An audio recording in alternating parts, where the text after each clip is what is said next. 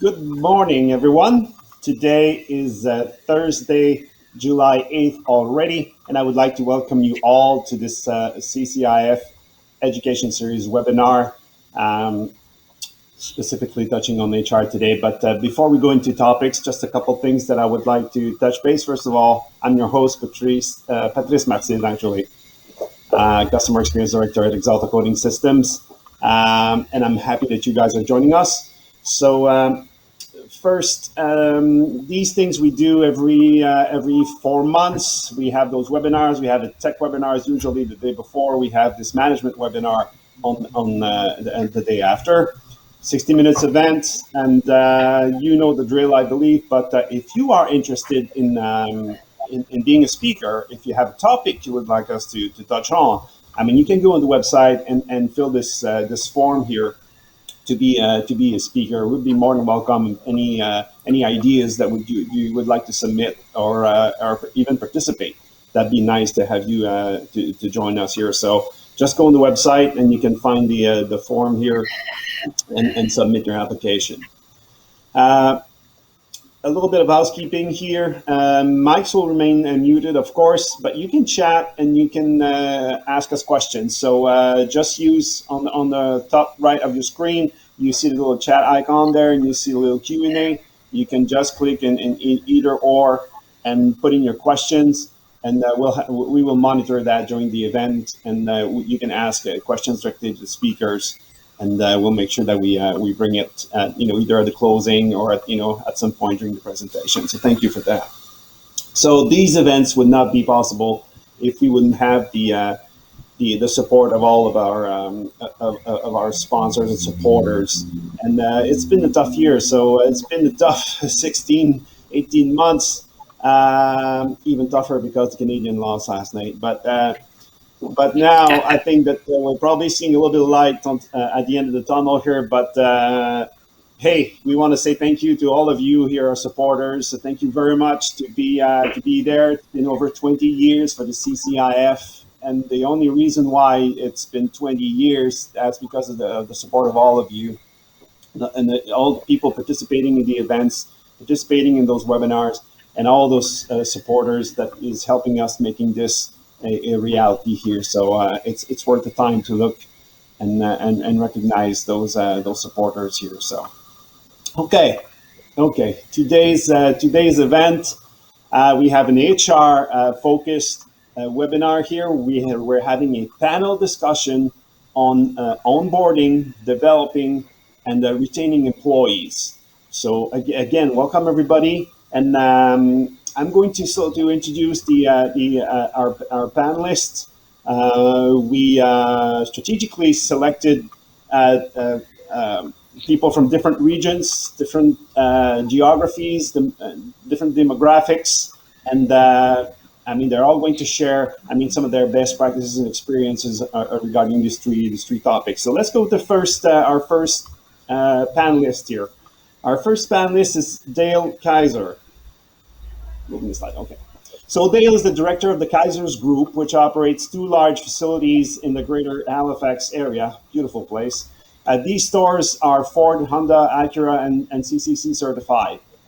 Kaiser's also operate 2 independent mechanical centers that work directly with each collision centers to service all clients' automotive needs and achieve the highest efficiencies. Kaiser's recently opened a full ADAS calibration center, servicing not only their own repair, but other collision centers in the greater Halifax area. So, hey, Dale, welcome to the show, Dale. Wow, thanks for having me, Patrice. Dale, do you want to just do a quick run over your 2 facilities here for the audience? Yeah, we've been in business for over 40 years, family-run business. We have, I'm second generation. We have a collision center in Halifax, just over 10,000 square feet. And we have one in Sackville with the same square footage. We do full service from the collision to mechanical to glass, tires, PDR. And we try to make sure everything's a one-stop shop for our clients. So family run. So I'm second generation. I have my 2 sons working with us as well. Each of them involved very heavily. One running the mechanical side and one running our Halifax collision center. Okay. Very nice. Well, thank you for that. And we do have just a couple of pictures here from both facilities here. I think that the Sackville is the bottom left here, and then we have the lobby of the Halifax on the bottom right, and then a little bit of your shop here. So thanks for sharing those pictures, and thanks for going over the business here. So second speaker, the second panelist is Mike Mario. Mike Mario is CEO, managing partner of Regina Auto Body Shop, which has been in existence since 1924, which means that in 3 years from now, we're going to have a big celebration, Mike. Mike's father purchased shares in 1965, and it has been the Mario family since that date. Mike attended Saskatchewan Technical Institute and received Red Seal Journey Person status in 1983. He became managing partner of RAB in 1989, along with brothers Chris and Greg, who have since retired. Greg's son, Chad Mario, is now managing partner along with Mike, while Mike's son, Matt, is team leader of the part department. Mike has served on Saskatchewan MVDR Trade Board, numerous committees of CCIF involved in Saskatchewan Automotive Association, the repair, the SAR, and at the technical level, and with negotiations with our insurance partner, SGI.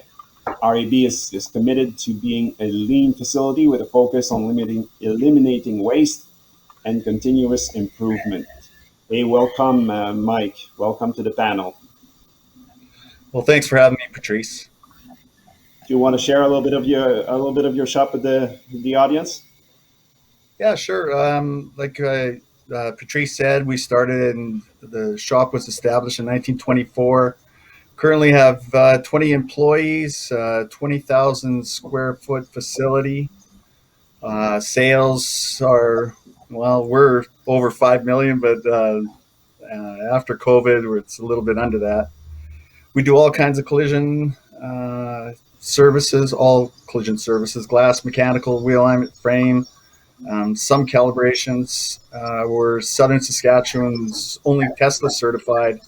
And as well as we're certified collision care, we're all of their certifications except for Toyota, and that's us. Okay, very nice. A couple of pictures here from your location. It's looking good, there, Mike. Looking good. Thank you.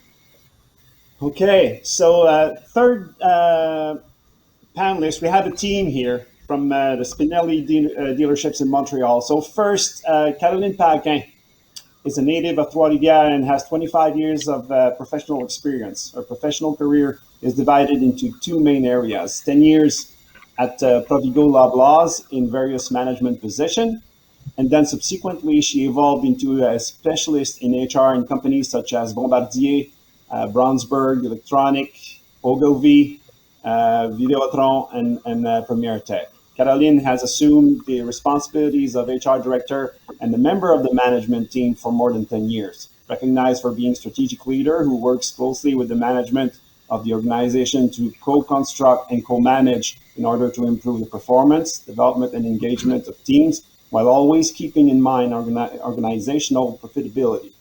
She provides coaching, influence, and leadership with integrity to support every level of the organization by taking a problem-solving approach and striving for successful business operations.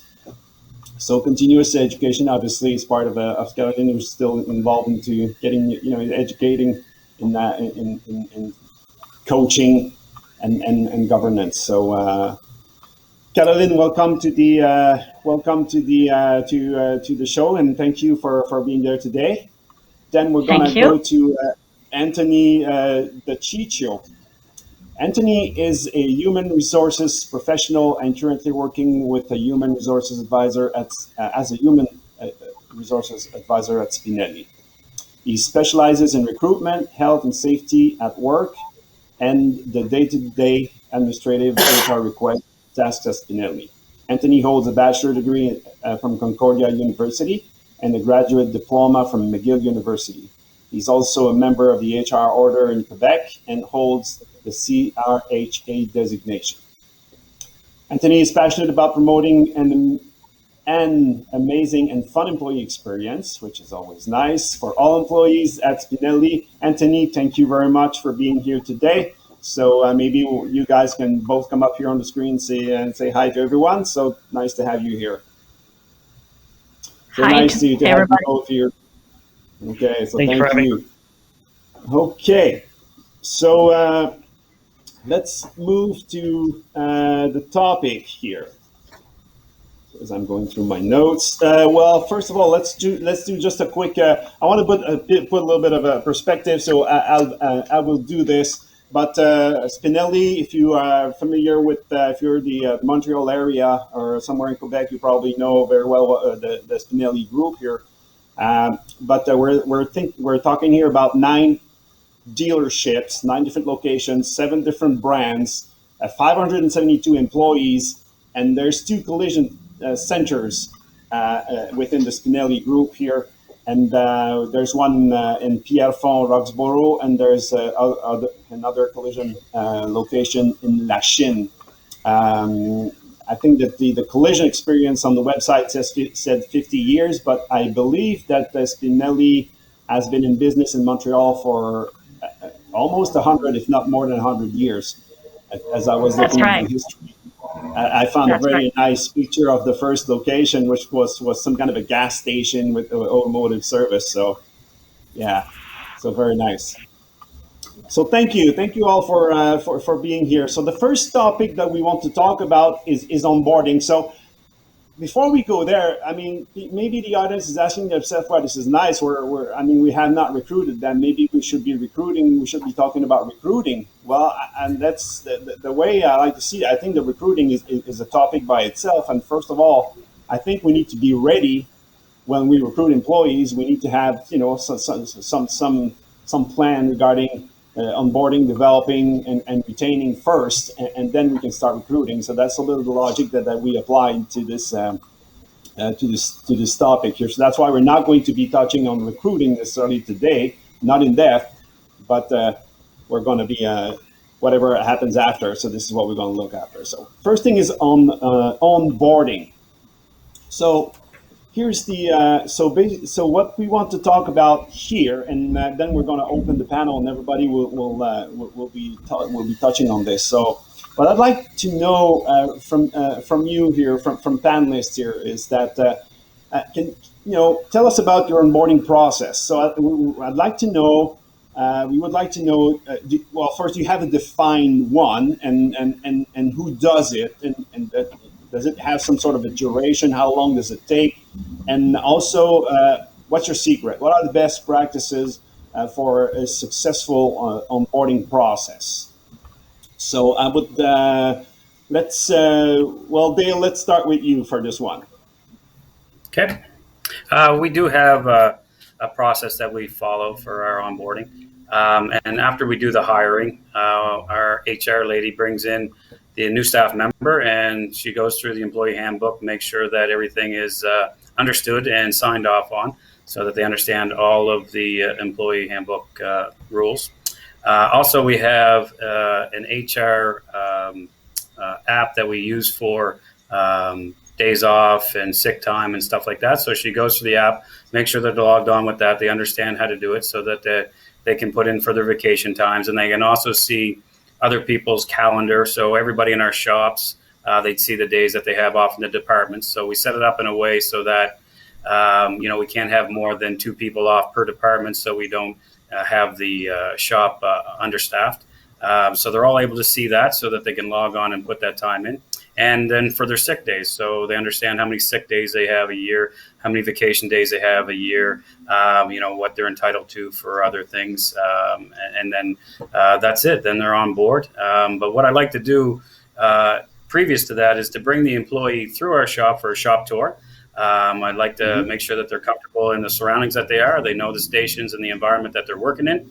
And then we really do a good job of bringing excitement and engagement with the team, and prep the management and team leads to make sure that they're announcing the new employee in the pitch meeting in the morning, and making sure that the whole staff understands what's coming, who's coming, what they're there for, and how it's going to improve the actual culture and the efficiencies to the floor. So making sure we're setting things up is a great way to do some social media, some marketing, bring some announcements to your website, those types of things, on your Facebook page. It's great to promote them, and it's exciting for that new employee. So you really want to wow it up a little bit with them when they're coming on board. Of course. Okay, well, thank you. Mike, then we'll go with Caroline and Anthony. Yeah, we mostly start people, or we'll start a person in our detail department. But before that, we'll go through our resumes and look for the person that we're really after. So we look at if they have any experience, whether it's through technical school or just working at another shop, and then we'll bring them through our introduction to our facility. We'll take them through. We have a kind of a map of what our process flow is, and we'll take them through our whole process flow. This is all done with a PowerPoint, and we show them what kind of standard operating procedures we have for, say, detail in. That's where we normally hire everyone, and first off, and we'll take them through the standard operating procedures and make sure that they understand them, and then we take them down to the floor and introduce them to everybody, take them for the shop tour, and all the our shop policies and procedures handbook and things like that will be given to them, and then we start them right in our detail, and along with another technician that is well versed, an experienced technician that is versed in that process. Yeah. Okay. So who's doing it, Mike? Are you the one involved doing this, or you? Yeah, that's what I do. I bring on. I'm more or less the HR guy.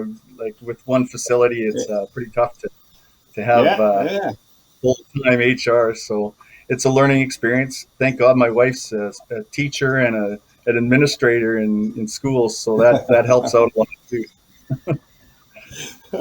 Okay. Caroline, Anthony, how is that done at Spinelli? I mean, obviously it's kind of a large size and number of employees. That includes sales and all of this. So how does that work for you? Yeah, so we have much of the points and different aspects that our two panelists have just mentioned. So at Spinelli, I think it's important to note that, as you mentioned, it's a company that's been established since 1922. There are a lot of old policies, procedures that are in place, some that are very well, some that maybe need a bit of retooling. And I think certainly, led by Caroline, the new strategy that she's coming with her vast expertise is really taking a global overlook of what we're currently doing and how we can revamp that. I think a key mistake that perhaps many companies are making these days is kind of stating status quo, whether it be with different policies, with their onboarding process. So I think that's really an aspect that Caroline certainly has brought to the HR team here for Spinelli. It's looking at how we can improve our onboarding process. And this can be done through several different mechanisms, whether it's, going virtual, a type of red carpet onboarding virtual experience, or looking at different ways where we can really enhance that employee experience. The way we look at it is, in an employee life cycle, well, the onboarding is kind of the cement where you build your house. And that's really the first impression that you're going to make towards the employee. So it's very important to place a vast importance on that. Oh, yeah, I like the analogy here with the foundation. That's good. So, do you use the same exact process if you're hiring a salesperson or a mechanic or a technician in the collision shop? Is that pretty much the same sequence, the same process at Spinelli? Yeah, absolutely. So we have a very rigorous process in terms of our whole hiring cycle. And really adding that structure when an employee starts in terms of sitting down with the employee, giving kind of a career orientation first day. However, we want to expand on that. So we want to take it further than the first day, perhaps pushing it to 10 days, where there's really a nice roadmap for the employee for when he starts. And I think that can add two things when you have a solid onboarding experience. The first one is really promoting the employee experience. And the second one is really giving a sense of duty and entitlement to the employee. So I think that when an employee knows clearly his role is defined to him and he knows the value that he can add in a company, well, that will lead to a higher retention ultimately. Okay. Oh, very nice. So what's the any secret here or any best practices that's for the three panelists here. So any best practices here that you usually do when you onboard an employee? I mean, what's the thing that you would like to share here that you see as a best practice? Yeah, so maybe I'll jump in, and if Carolyn wants to elaborate, I think a best practice is really getting the buy-in from the higher management. When you have a dedicated higher management team that is willing to implement the new practices, the best practices around around your industry, I think that definitely helps in terms of promoting a good onboarding experience. And when you have the buy-in of everyone, because an onboarding experience, it's not only one person. There are many people involved in this process, whether it's the hiring manager, the direct reports, colleagues. So there's many people that have to play into that aspect. You're right. Okay. Mike, Dale, any? I mean, you guys are kind of different size here or different organizations. So, I mean, what would be your best practice? Just making sure that the new staff members very comfortable in the new surroundings and they have a good visual map of their career path. So whether they're starting in the detail department or in the parts department, making sure that they know that there's other levels of growth for them in our company, and make sure that it's set out in a way where it's attainable for them, and they see a future with our company. That's a good practice for us. Okay. Oh, very nice. Thank you for sharing. That's a great point. That's a great point, Dale, about a career path and showing that person, like, where do I go from here? Like, if I do enter the detail department, what's my next step? Like, and how long will it be in the detail department? And that's very important too. And showing them and being open and honest with the individual is so important. And to show them that there's a successful career in the collision repair business. Mm-hmm. Yeah. Okay. Well, thank you. Just going to look quickly here at the. Okay, so I'm just monitoring the Q&A here. So, okay, so let's move to the next topic here, which is the employee development. Perfect segue here, because this is exactly where we were going into here. So, in terms of employee development, so I'd like to hear, and the audience definitely would like to hear about your thoughts and strategies for employee development, and meaning, do you develop from within or hire for specific role? Meaning, Mike, I think that I heard that they go through detail and they seem to be making their way up to different roles, or do you hire to a specific role? So that's one that I'm interested in knowing, and what's been successful for you. Again, going to the best practice. So. Share your thoughts about your employee development. What are your strategies and how do you develop? So, Mike, you want to start with that? Yeah, sure. What we have, our career path starts in detail. So, right now, there's 70% of our staff right now have started in detail. So they get to know that position very well, and then we'll move them up into disassembly. So they'll go through our standard operating procedures in disassembly, work along with another technician, and then from there they go into light metal and enter into apprenticeship program, and we follow that right through to their journey person. So it's quite important that we develop them slowly from the start, and we have a training matrix that we've developed over the years that has, in each stage in our process, has 4 levels in it. Level 1 being, a fresh technician, and level 4 being, that he gets that position very well, or that spot very well, and can do that without much supervision. But in level 1 and 2, there's a little bit of supervision along learning those particular tasks. Okay, very nice. Well, thank you, Caroline. Anthony, how do you the development strategy at Spinelli? How does that work? Can I just ask a question? Because I'm Sure. really. Can you tell us how long is it for an employee to move to the step 1 to the step 4?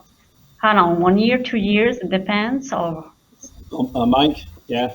Oh, I see. Yeah, it depends on the individual, but sometimes we've had technicians, if they've taken a pre-employment class at one of our trade school, we can actually fast track him or her through to in like months. We've had some guys that spend as little as 6 weeks in detail.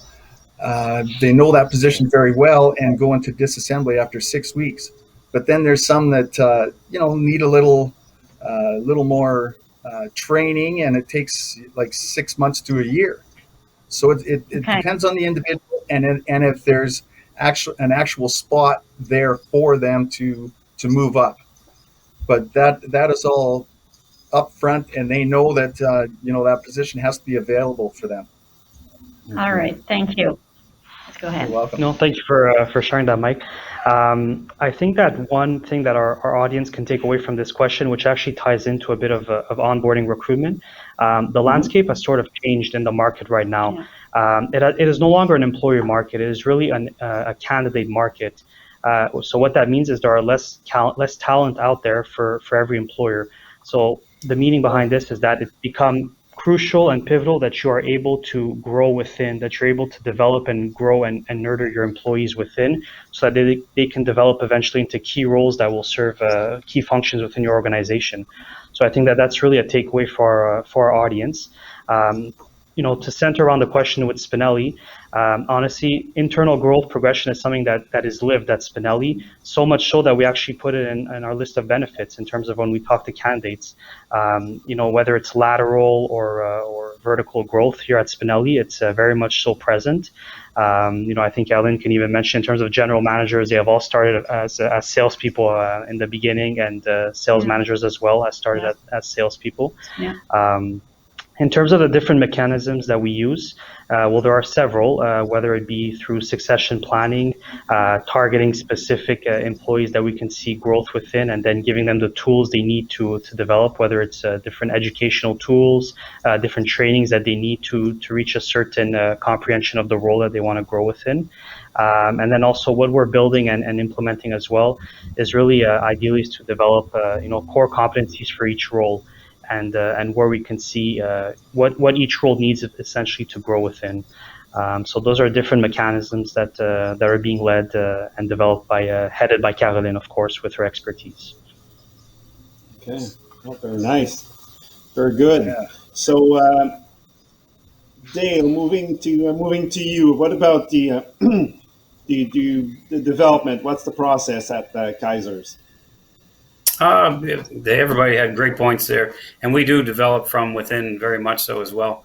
Always making sure that we're putting the right person in the right seat of the bus to make sure that they're not overwhelmed by any means. But what we try to key on is making sure that every team member, whether in the front end or the back end, every member is cross-trained. So where we have a smaller collision centers, you only have 10,000 square feet of space. We want to make sure that every department is moving and flowing to the maximum of its efficiencies. So if we have our prep and paint team that has multiple cycles ready for the booths and they're ahead of schedule, that department can't shut down. So then we move those people to our build down or our build up department so that we can make sure that we're continuing progress in every department. So coming into our facility, even though you may be hired for our prep and paint team, you still would be expected to join the build down team. And if you're a frame technician, you might be doing light body repairs, or you could jump into the prep and paint department. And examples in the front end are, our parts manager. He definitely can jump into floor production and fill in for the production manager. And our production manager can do repair planning and so on and so on. So one thing I'd like to say is I always see a lot of collision centers put the younger guys into the build down department, which is very important. But what we do in ours is is our repair planning department as well. So that's where we're capturing 100% of our monies and our estimate up front. And having a senior technician in that department is very important. I've been through it so many times. They pick up on so many key things in that department. So some of our older technicians, when they get closer to the retirement stage, we always offer that to them to come into that and do some teaching and some mentoring and help in the repair planning stage, so that they're the ones that pick up on the little tweaks and the little bends and all the things a junior is going to not be able to pick up on because he's too green yet. So that's your money. We want to make sure that we put the right person in the right spot. Like, you don't want to have a pizza place and have the dumbest person on the cash every night, right? There's no sense of putting 400 pizzas and the guy keeps forgetting to click on the cheese, right? It's not what you want. Okay. So no, this is very good. So so what I'm hearing here is that this developing from within is kind of a key element, and I think Anthony brought a very good point. Actually right now this is what the market is all about. I like the mentoring piece, Dale. I think that this is crucial. And I think that this is very important. A question for you guys. I do manage, a certain number of employees, and we do have like performance assessment, and every 6 months we do a performance review, and we have plans, and we make sure that we stay on track, and we make sure that we're open. There's no surprise. You don't get to sit with an employee after 12 months and say, you know what, that's not working. I mean, this is you really address these things as we go. Are you guys doing similar things? Yep, we do that every 6 months. Same thing. We make sure that everybody is at the level that we talked about getting to, and they're getting the actual mentoring that they need to be able to get there. And it's an open dialogue, and very upfront and honest. And a lot of good discussions come from that. And sometimes our management lacks a little bit. We asked one I had with a young prepper. He was supposed to get some more booth time. And when we sat down and did the review, he didn't feel he was getting as many days in that he thought he should have. And it was busy at that time, and the manager just overlooked it and wanted to get production through. So it wasn't fair to him. He felt that he needed to express that. And it's a great way to find out what's going on in your floor, because we're not always on it every single day. So it's good to hear and be able to have those coaching opportunities. Yeah. Mike, and for and Caroline, go ahead. Go ahead, Caroline.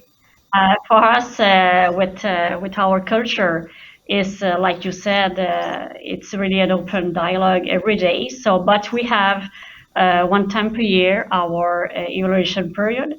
It's very a short evaluation. We want to keep this very quickly and easy for the employee and for the manager. But we really want to have the open relation every day in the day-to-day basic. So like that, I think, and we think is better like that. Okay. Do you want to add something? Yeah, and I really like the aspect of the mentoring and coaching, as one of our panelists mentioned. I think that's something that is becoming a practice as well in several companies. Also want to throw it out there. What we're seeing more often as well as sort of a practice is actually reverse mentoring. So a junior mentoring to a senior mentoring. And I think that's kind of an interesting topic, because I think we tend to forget the added value that perhaps a more junior employee can bring, and their sort of different experiences that they've lived as well. So that's definitely a practice as well. And to wrap up on Caroline's point, we we do offer those evaluations once a year, and we also have a leadership program at Spinelli. It's a quite rigorous one in terms of, I believe it's 16 courses that our managers are completing. And yeah, I think sometimes we forget that yes, employees need coaching, but so do managers, and we never stop fully developing. There's always a continuous education process for everyone, whether you're a senior manager. It's always good to continue. Yeah, and in the market, we really think here, it's Anthony and I, we really want to change the evaluation period. You know, evaluation game is really not good, and it's for the young employees. It's really, they're scared them. There's a stigma around it. Exactly. Yeah. So we are simply try to find another word, more sexy. You know, because evaluation is like, God, this is going to be so tough with my manager, etc., etc. So, and I don't want that. I don't want to have this, because normally it's supposed to be a great moment with employee and manager, but for a lot of new employees and old employees, it's really a stressful period. So we don't want to continue with this word. So we can share with you in the future what is going to be our new name for that. But that's for sure we are going to change it. Yeah, sometimes it sounds like it's passing a test. I mean, your evaluation, am I going to pass the test? Well, it should be more of an ongoing team effort here for going. So Mike, what's that? Do you do some performance evaluation or assessment and meetings like that with your employees?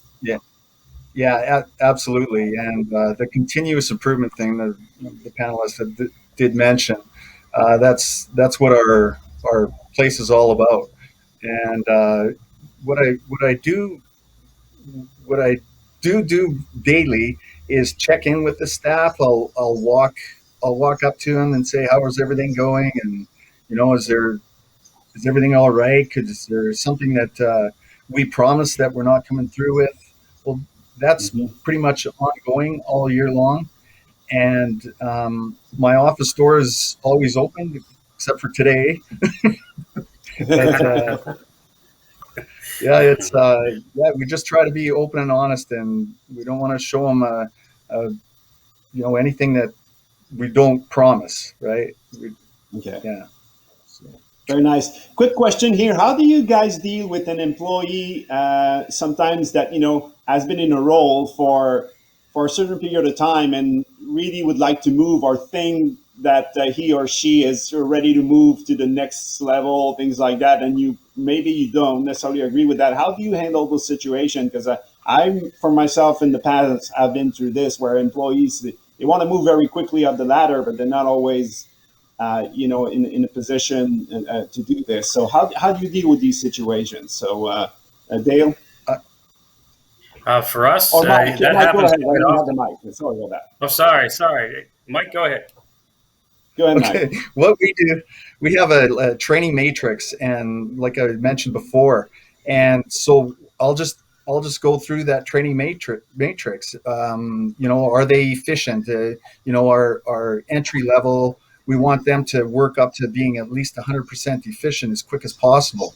So we'll go through the training matrix, and I always ask our repair planners and the supervisors that are down on the floor as well on, where is this person right now with regards to our standard operating procedures, because that's so important that they're following those SOPs all the time.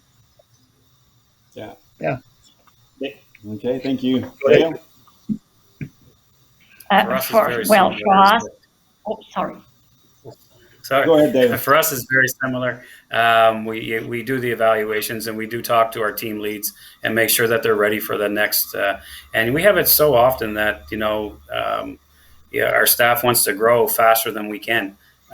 So it is an issue. especially on the back end. They want to move up to the next department faster, and that's why we really focus a lot on the cross training, so that they get a taste of every different role in the facility, and they're not always feeling like they're strapped to one department all the time, and they can get around and learn different things. So it gives them a little bit of it gives us a little bit of a cushion for them not to want to grow as faster than we can. So being in the cross training side of it a little bit more, it does help us entertain that staff member in different departments. Okay, well, thank you. Thanks. Caroline, Anthony? Yeah, Anthony is going to share with you our new practice we brought a few months ago.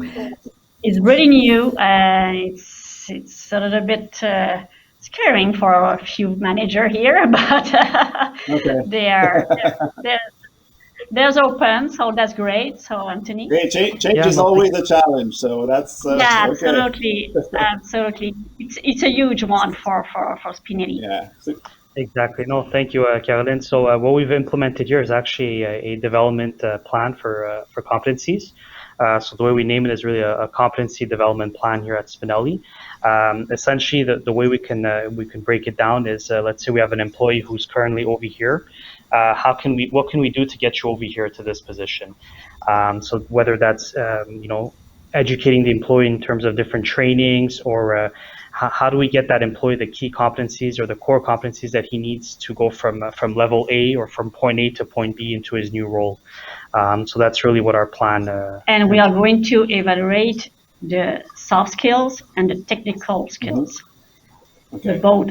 So this is, and we are going to do after that a plan for the employee and for the manager. So like that, the employee are going to be able to step up with another position eventually. But it's really brand new because it's easier to say, okay, let's do it with Mike. Mike is so good every day. He did a good job. So let's give him a promotion. All right, done. So, but at the end of the day, probably he's going to have some challenge with if he's a brand new chief in operation or whatever the title, or supervisor, but they are not necessarily ready for the next step. But like that, we really took the time with the manager and the employees to prepare the next step. Okay, very good. Well, thank you. Yeah. No, that's good. I like that. I mean, I like this. Okay, let's move on to the next topic here, which is whoops. Let me just bring that in here. Which is about retention, because I mean it's one thing that we onboard them, we have a plan, we develop them, but there's competition out there, and especially when Anthony mentions that it's not an employer market, but it's some kind of an employee market right now. What do we do to retain those employees here? So please share your thoughts on what makes an employee stay versus what makes an employee leave.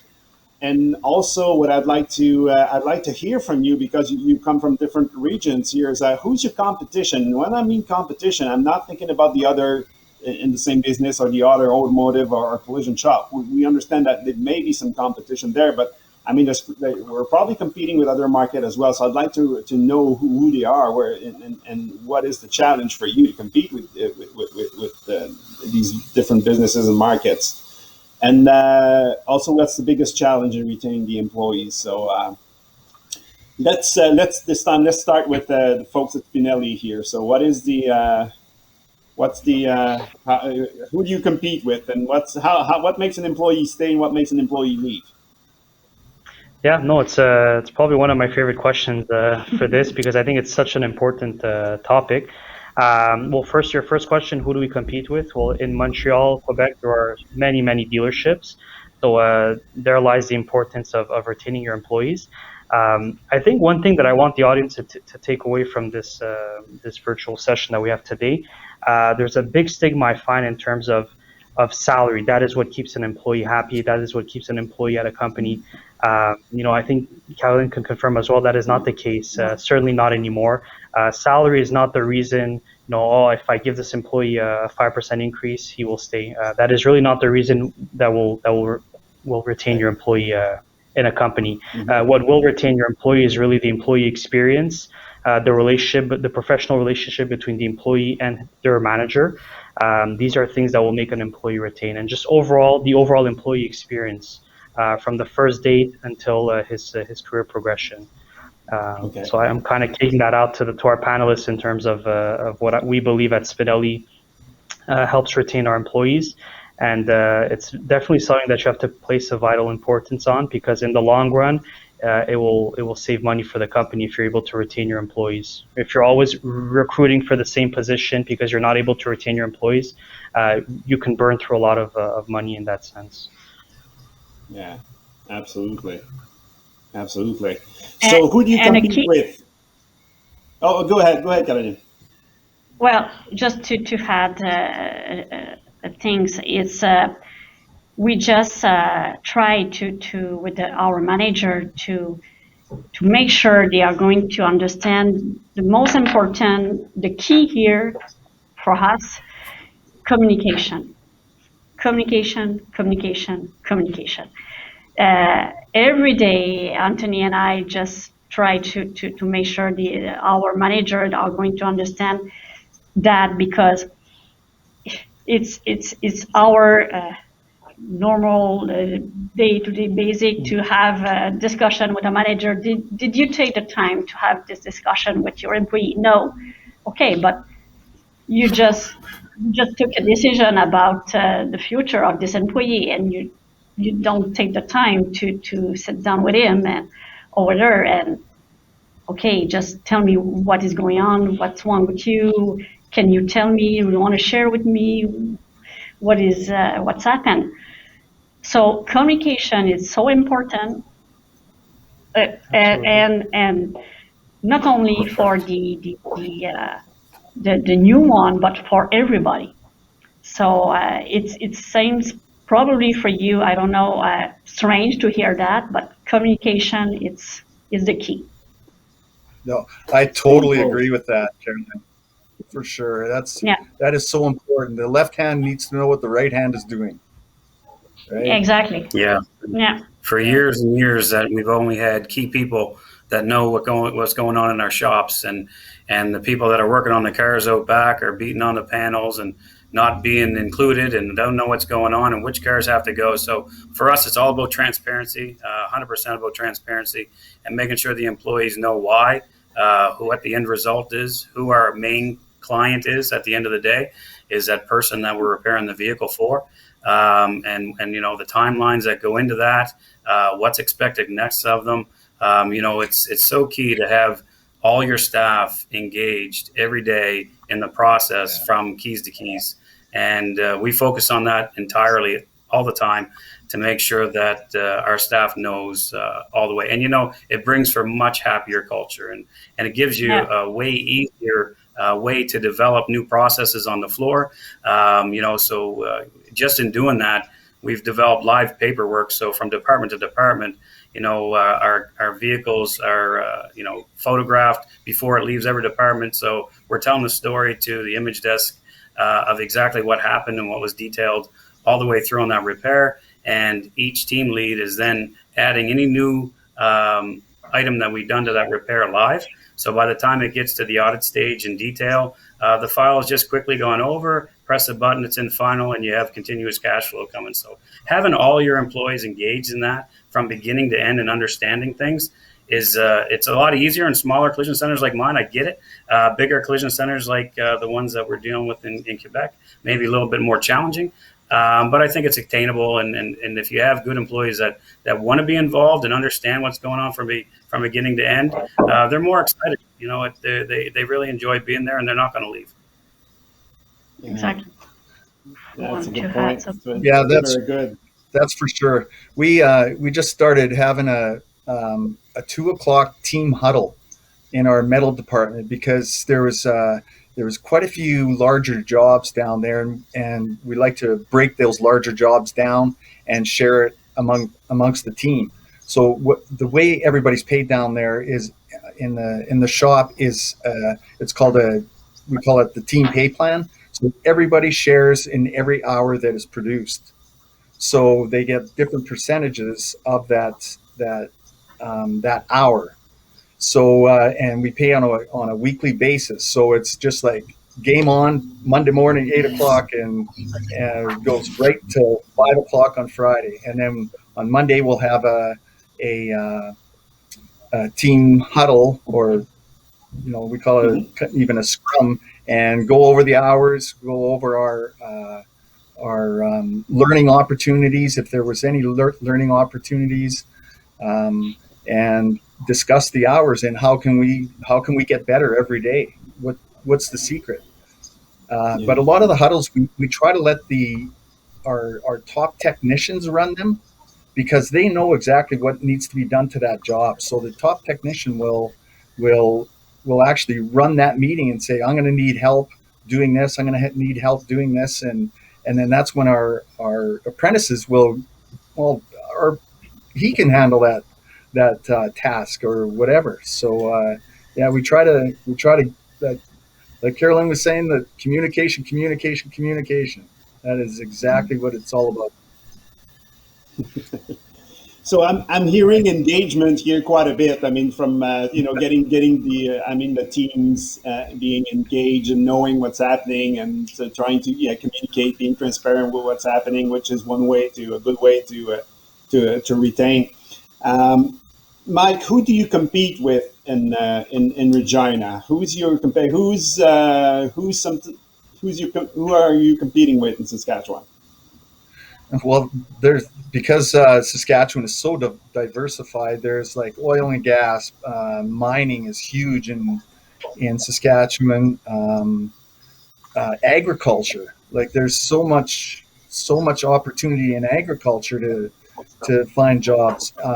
Construction, because we kind of are in a little bit of a housing boom right now and renovation boom. We have to compete with that industry. And going all the way to plumbers, electricians, and other trades. Mm-hmm. So, like what we look for is someone that has a passion for cars, and that it is so important that you look at the car they're driving when they pull up for their interview, and that's what we like to see, if they care about their car, and a lot of questions in the interview, or you like, what's your passion? What's your true passion? Do you like vehicles? And it's it really helps them get engaged. I think.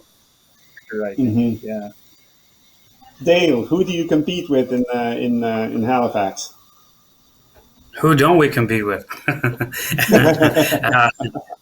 Compete with everything. Like Mike said, we got shipbuilding here, but what Mike said is that if you don't have a key car-loving person that comes into your facility, that new generation coming through, if you don't keep them engaged and focused and excited about what they're doing, their job selection is like, what is it? Like every 2-3 years they're going on to the next job.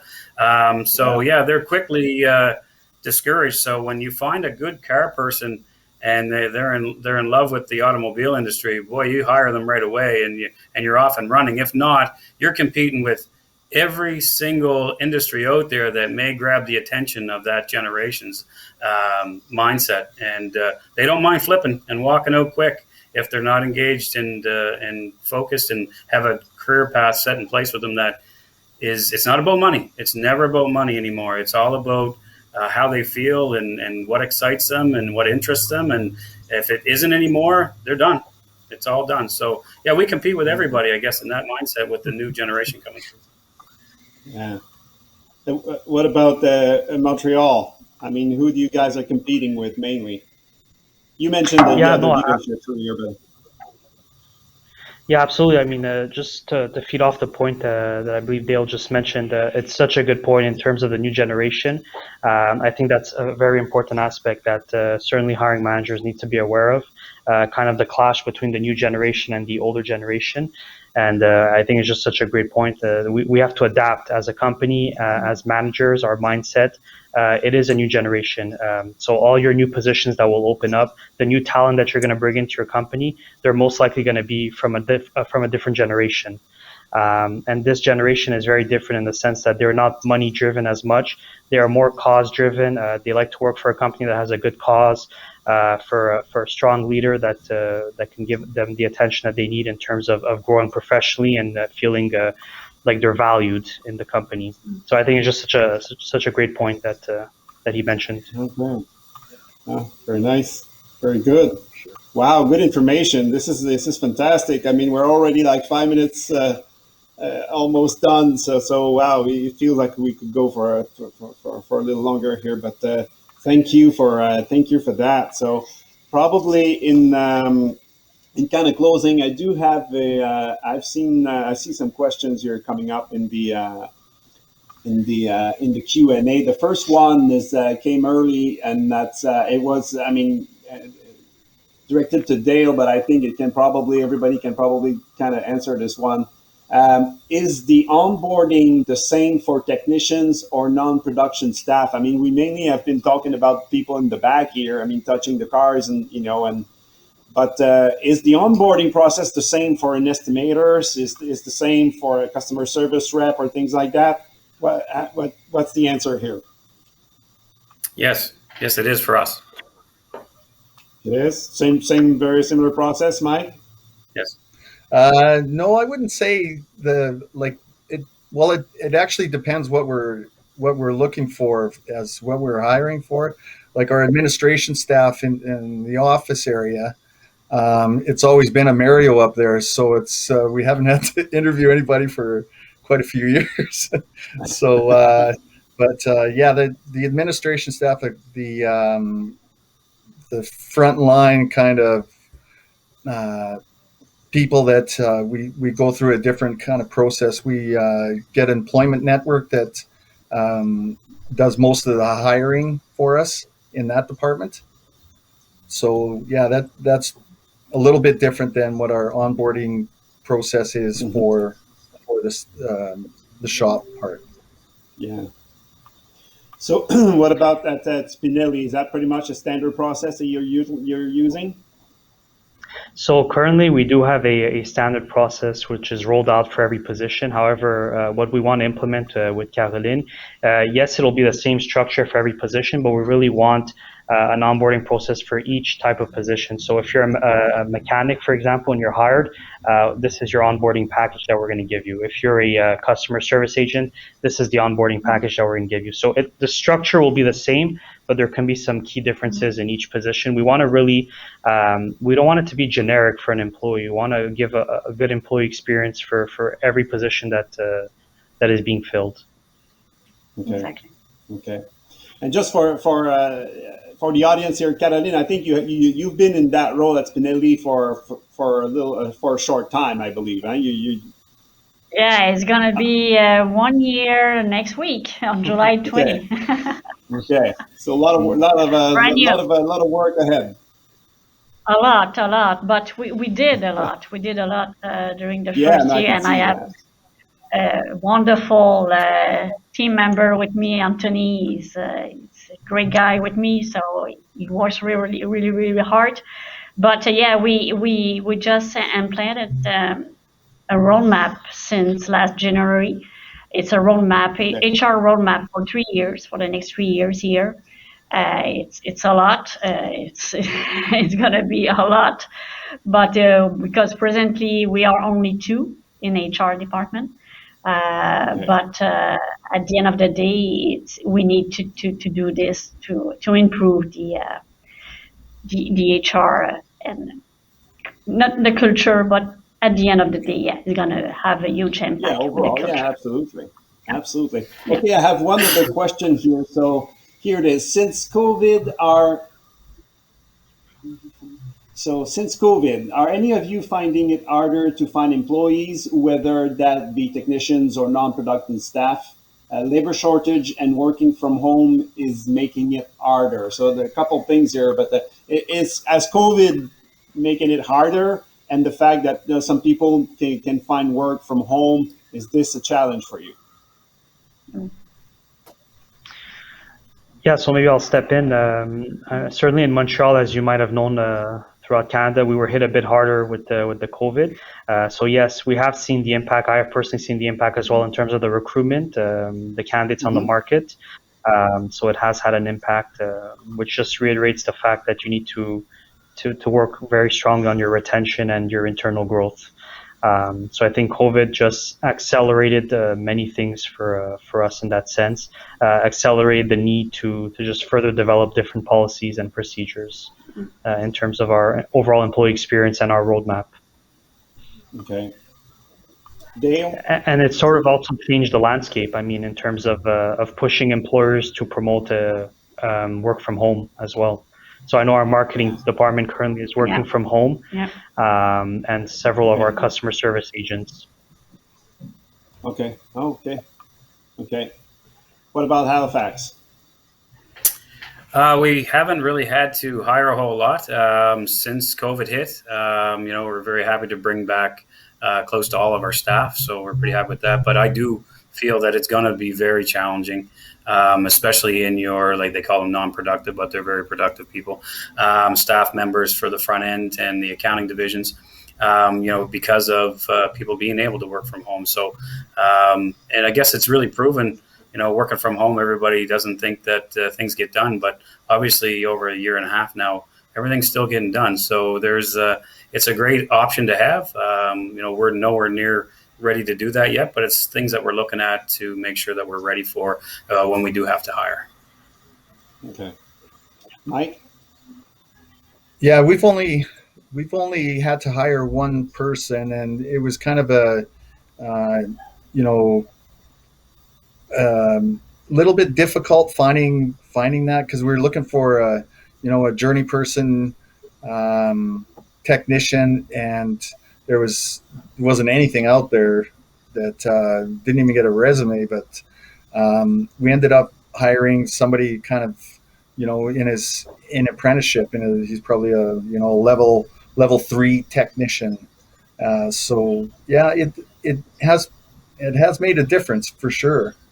But if we were looking for somebody in detail, we still have a good stack of resumes here that we could go through for that detailed position. Okay. Yeah. Okay. Well, thank you. It's 2 minutes after 12 here. Thank you very much for your time.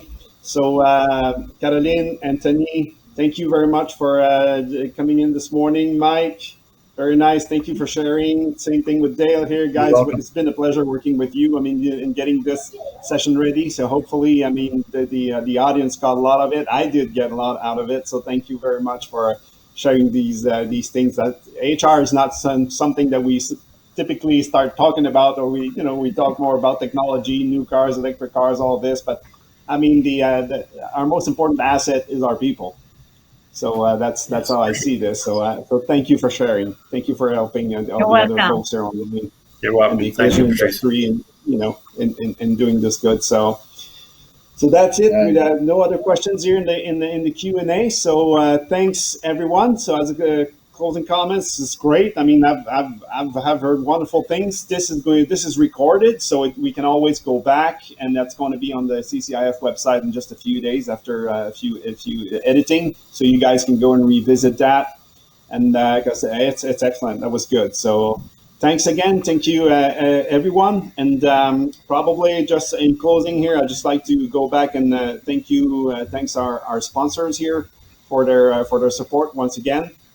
And our participants, definitely. So thanks everyone here. Thank you for attending. And again, watch for the recording on the ccif.ca. And in the meantime, have a wonderful rest of your day. Thank you again for attending. And we will see you in November, which is when we're going to do our next run of webinars. So thank you, everyone. See you soon.